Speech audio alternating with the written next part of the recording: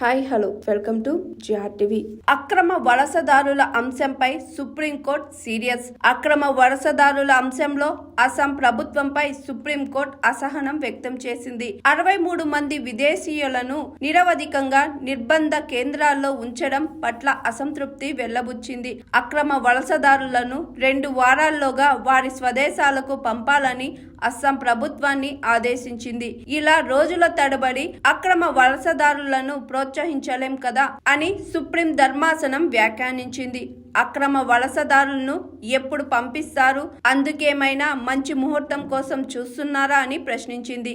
ఇప్పటి వరకు ఎంతమందిని స్వదేశాలకు పంపించారో నివేదిక ఇవ్వాలని కోరింది. కాగా అక్రమ వలసదారుల చిరునామాలు తెలియనివ్వమని అస్సాం ప్రభుత్వం అఫిడవిట్లో పేర్కొనడంపై సుప్రీంకోర్టు స్పందించింది. వారిని వారి సొంత దేశాల రాజధాని నగరాలకు పంపించేయాలని స్పష్టం చేసింది.